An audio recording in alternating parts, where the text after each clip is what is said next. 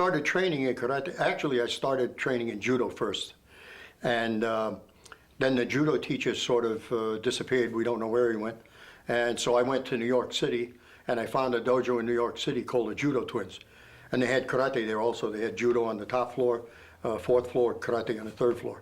So I lived in the dojo for about a year.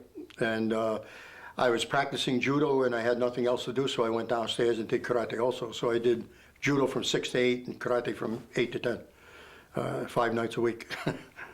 The training in those days was a lot different. First of all, there was only a few dojo in the area.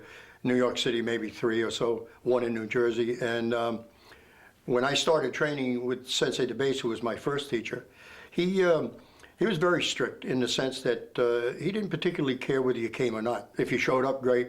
If you didn't, there was somebody waiting to take your spot. That's how tight it was. So he had very high standards, and we didn't have a large dropout rate because of that. Only people that wanted to train were sincere actually showed up and trained. The first style of karate that I started in was Shitoryu, but the old style of Shitoryu.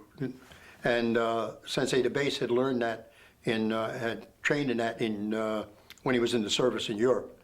And but then after Sensei DeBaise had decided he wasn't going to teach anymore for some problems, you know, the normal stuff, he sent me to Sensei Urban, Chinatown Dojo, the old Chinatown Dojo.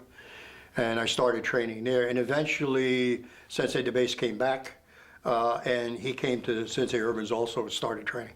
So we were back together. We've been together since 1962, still together. Training under Sensei Urban was rigorous, to say the least. We used to train 4 hours a night. First hour was body conditioning, loosening up body conditioning. Second hour was basics. Third hour was Kata. Fourth hour was Kumite.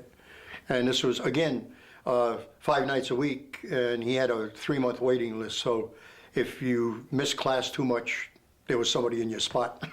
He'd just take the next name, put him in there. So it was good in a way because it was very serious training. We had at that time, there were no women, no children training in our dojo. Women started training much later on, and he wouldn't take anybody under 16. So it was pretty tight in the sense that very selective in that way.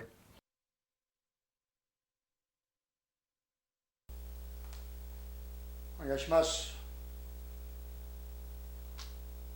Tensho!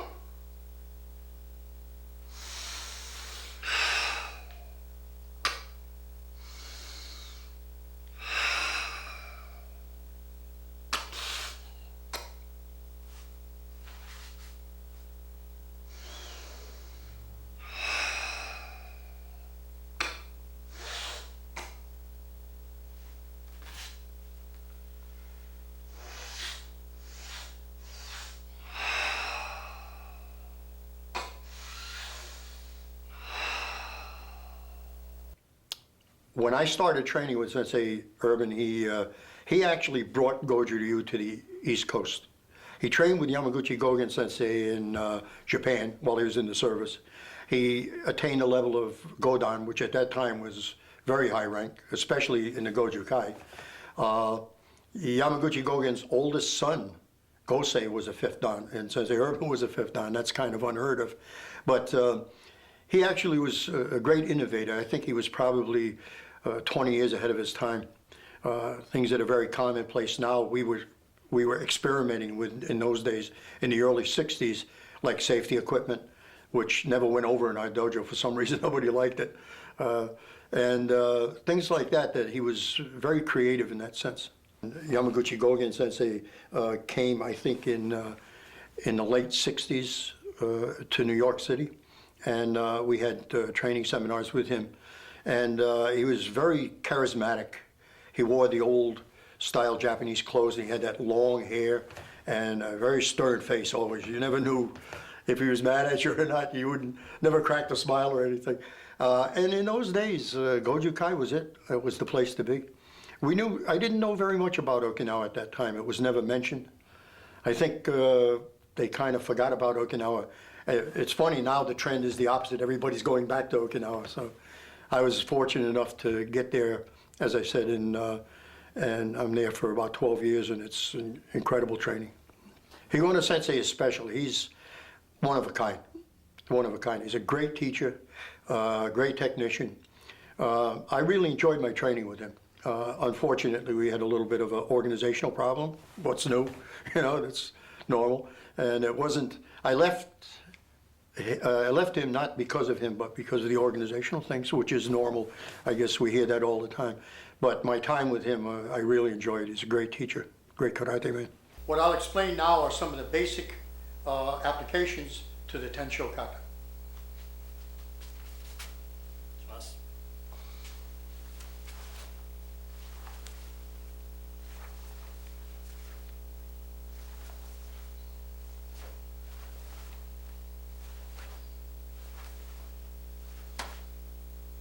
The first movement is kakyuke.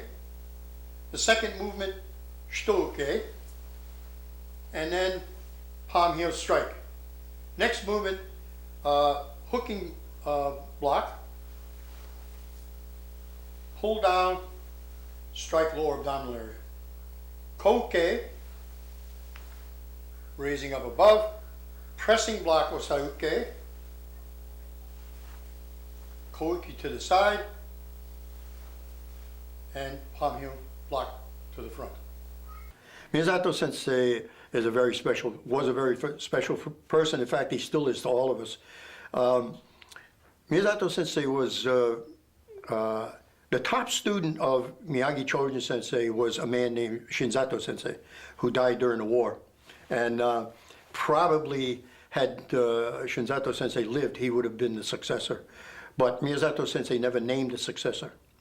So he passed away. A year after he passed away, they had a big meeting of the seniors, and it was agreed upon that Miyazato Sensei would lead thereafter. Miyazato Sensei was, all the pictures you see of Miyagi Sensei, you see Miyazato Sensei. They were pretty much about the same build, and he used to demonstrate all the time with Miyagi Sensei. Miyazato Sensei was the assistant instructor with Miyagi Sensei at the police academy, and therefore he had the opportunity to learn a very closer relationship than most people had with Miyagi Sensei.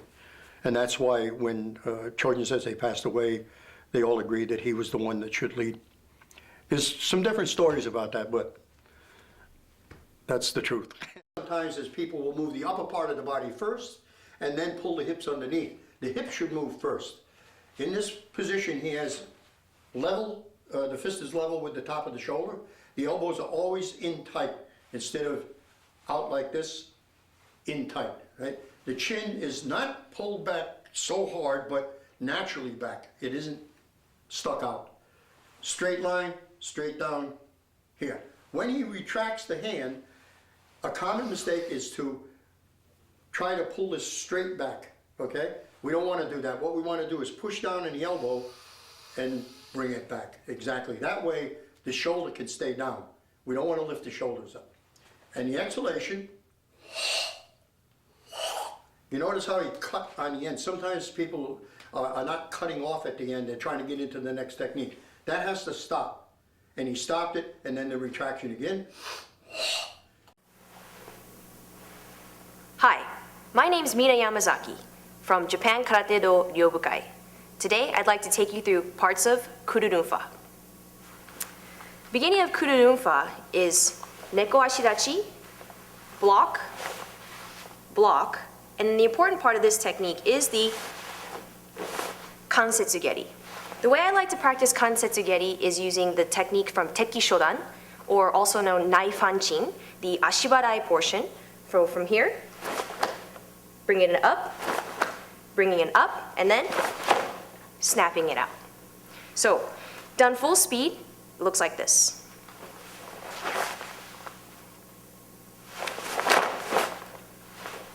Another important point of Kansetsugeri is the proper hip motion. Bringing your foot up, as you extend, it is important to keep your posture straight, not leaning back or forward.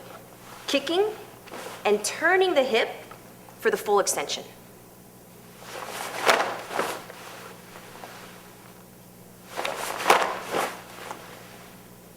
just like that. Now I'd like to show you the Bunkai.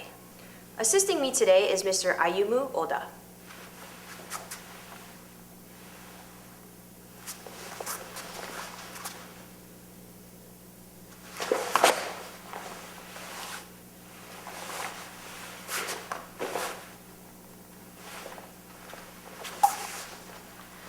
So this Bunkai is for one punch.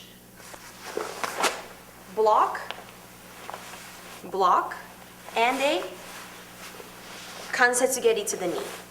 My experience as a chiropractor, through that collegiate experience, I've learned many courses, taken many courses on anatomy, physiology, and that has helped understand how the body moves and the body works in the fact of I can look at a person doing karate and see if there's an error.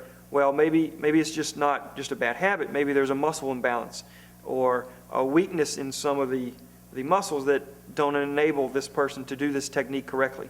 So it's not just correcting the student over and over again.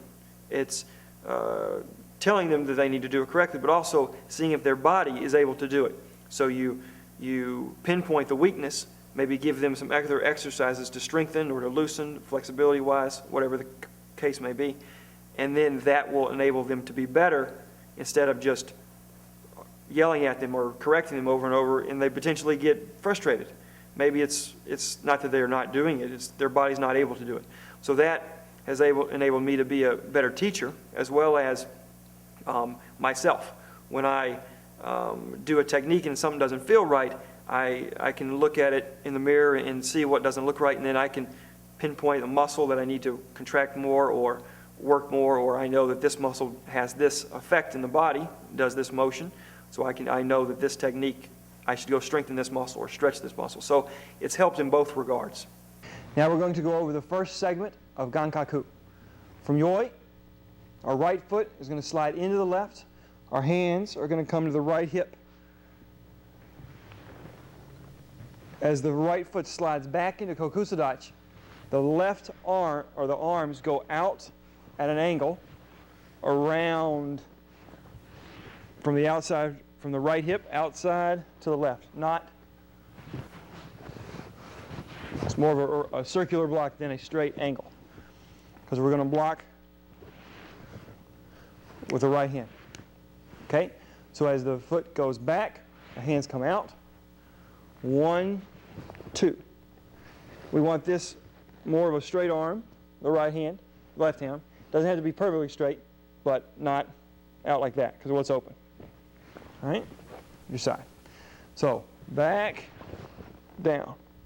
And the hands, the right hand is slightly on the left side of your face. So not in the middle, on the other side.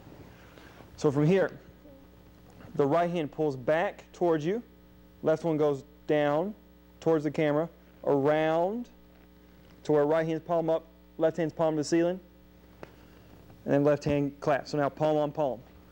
So here, right hand back, left hand toward away from me, right hand toward me, around, and then palms together.